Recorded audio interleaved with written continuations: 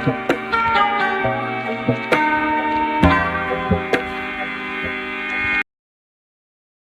number 8. This question is from Quadratics and Integration. पहला part जो है ये क्वाड्रेटिक्स का है और second part of this question is integration. The diagram shows parts of graphs y is equal to 3 minus 2x and y is equal to 4 minus 3 under root x. This is a straight line equation or this is the equation of the curve intersecting at points A and B. ये curve और line, this is straight line or this is part of the curve.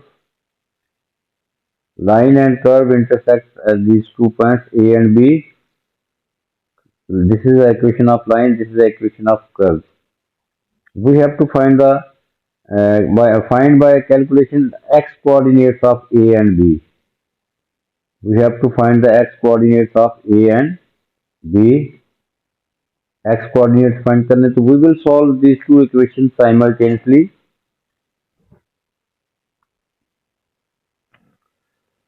Line की equation है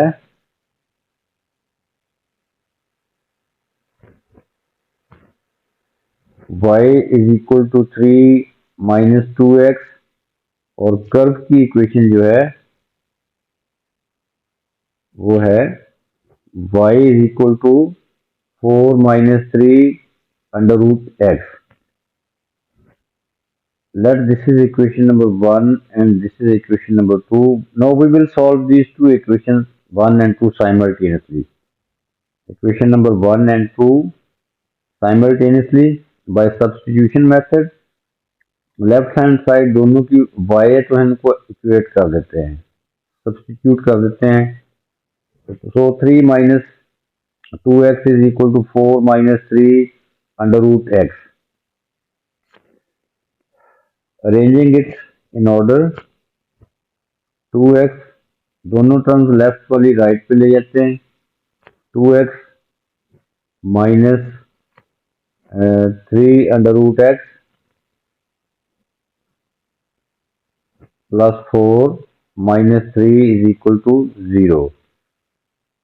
2x minus 3 under root X plus 1 is equal to 0. Now this is a disguised quadratic equation जो कि quadratic वाले chapter में आता है. This is not a quadratic equation clearly, but it is a disguised quadratic equation. वो हमें इस तरह पता चलेगा. यहाँ देखें x की पावर 1 है और यहाँ पे x under root mean x की पावर 1/2 है. तो यहाँ हम एक सूटेबल सब्सटीट्यूशन कर लेते हैं, वहां से हमें क्लियर हो जाएगा कि ये quadratic equation, disguised quadratic equation है. लेट x अंडर रूट जो है उसको सपोज कर लें कि z है. x अंडर रूट की जगह पे हम z लिख देंगे तो x क्या है वो z, x स्क्वायर ले लेंगे तो z स्क्वायर बन जाएगा. x is equal to z square. तो यहाँ पे x की जगह z स्क्वायर लिख देंगे तो सो इक्वेशन बन जाएगी 2z square minus 3z plus 1 is equal to 0. No clearly it is a quadratic equation. अब इसको हम फैक्टराइज करेंगे, z की दो वैल्यूज फाइंड करेंगे. एक्चुअली हमने x फाइंड करना है, z हमने सिर्फ सपोज किया है, x अंडर रूट को सपोज किया है. ये सब्सटीट्यूशन है हमारी. इसको हम इस क्वाड्रेटिक इक्वेशन जो z में आ रही है इसको फैक्टराइज करेंगे. 2z square minus 2z minus z plus 1 is equal to 0. 2z into z minus 1 minus 1 common, z minus 1 is equal to 0. So z minus 1 into 2z minus 1 is equal to 0. Z minus 1 is equal to 0, z is equal to 1. From here 2z is minus 1 is equal to 0. z is equal to 1/2। तो z हमने सिर्फ suppose किया था, actually z जो है वो x under root के equal है, तो हम z की जगह पे यहाँ पे x अंडर रूट पुट कर देंगे। So x under root is equal to 1, taking square each side we get x is equal to 1। ये हमारा आंसर है, x is equal to 1। इसी तरह अब यहाँ भी z को हम x अंडर रूट पुट करेंगे, तो so x under root is equal to 1/2। तो from here squaring each side we get x is equal to 1/4। दूसरी x की वैल्यू जो है वो 1/4 है।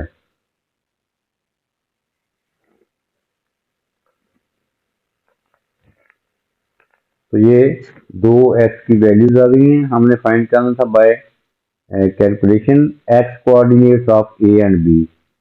a का x कोऑर्डिनेट और b का x कोऑर्डिनेट हमने फाइंड कर लिया है। ये a का x कोऑर्डिनेट जो है ये होगा यहाँ पे, और b का x कोऑर्डिनेट ये होगा। ये स्मॉलर वैल्यू होगी a की, क्यों? Because it is close to the origin. Smaller value जो है x की ये होगी और लार्जर वैल्यू b के x कोऑर्डिनेट की होगी। तो so this is the x coordinate of point a और x is equal to 1 is the x coordinate of b। Next, second part of this question, find showing all necessary working area of the shaded region, or clearly the shaded region is bounded by the line and the curve।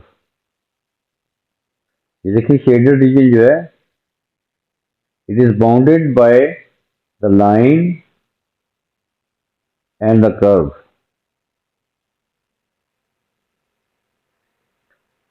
तो when the shaded region is bounded by the line and the curve, तो area का formula होता है y1 minus y2, उसको आपने integrate कर देना है with respect to x। Formula for area, when the area is bounded by line and the curve, area का फार्मूला होता है integrate of y1 minus y2 with respect to x। dx mean with respect to x। अब y1 और y2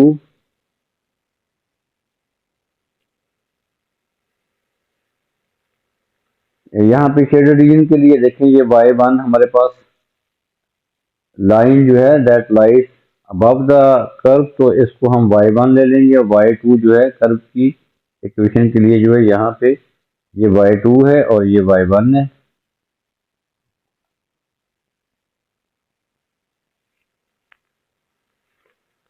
तो area will B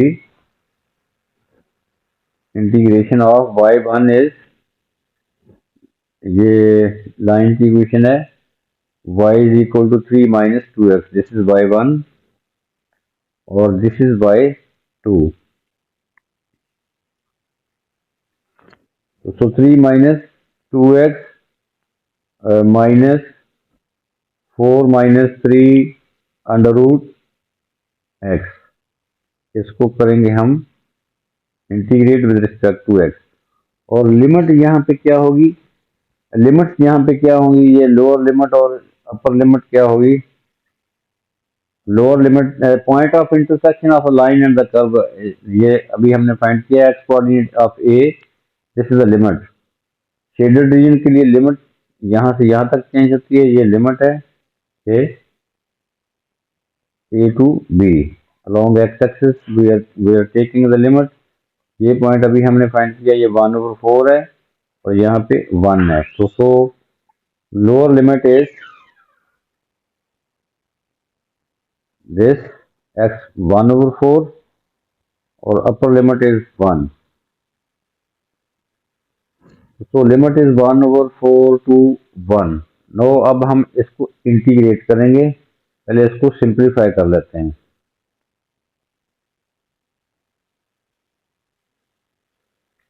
3 minus 2x minus 4 plus 3 under root x with respect to x। So -1 -2x plus 3 √x। इसको हमने करना है integrate with respect to x with limit lower limit 1/4, upper limit is 1. No -1 की integration जो है वो -x आ जाएगी, -2x की इंटीग्रेशन -2x 2/2 +3। तो ये देखें x अंडर रूट जो है इसको हम लिख सकते हैं 1/2। तो इस 1/2 में 1 ऐड करें और डिनोमिनेटर में भी 1/2 + 1 लिख देंगे, ये इसकी इंटीग्रेशन आ जाएगी। So 3 into x power 1/2 + 1 over 1/2 + 1। तो ये इंटीग्रेशन हो गई है इसकी, लिमिट 1/4 to 1। अब हम इन टर्म्स को सिंप्लीफाई करेंगे। This is cancel out,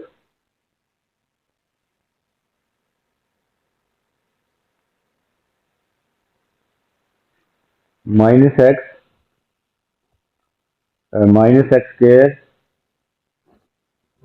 plus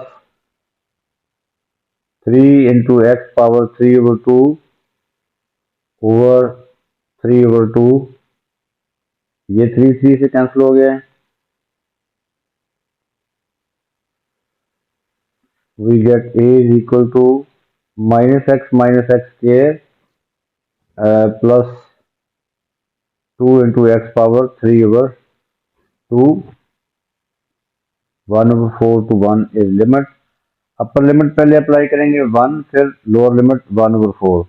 upper limit in place of x पहले हम 1 पुट करेंगे, तो एरिया विल बी -1 प्लस 2। अब हम in place of x put 1/4, that is the lower limit. -1/4 minus x square means 1/16, 1/4 का square plus 2 into x is 1/4 power 3/2।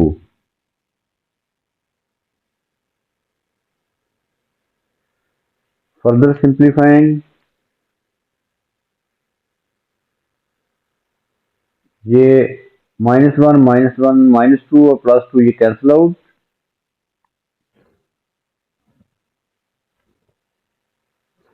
0 plus 1/4 plus 1/16 minus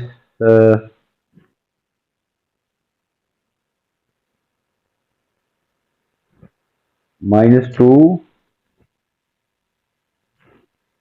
into 1/2 square 3/2। This is cancel out. 1/3 की power 1/2 की power 3 है, that is 1/8। तो 2 1/8 के साथ cancel हो जाएगा। पहले इसको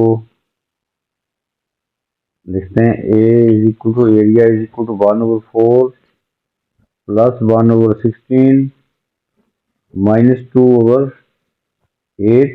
तो एलसीएम आ जाएगा हमारे पास 16, 4 + 1 -4। So you cancel out, 1/16 is the answer. So finally we get area is equal to 1/16. And this is the answer.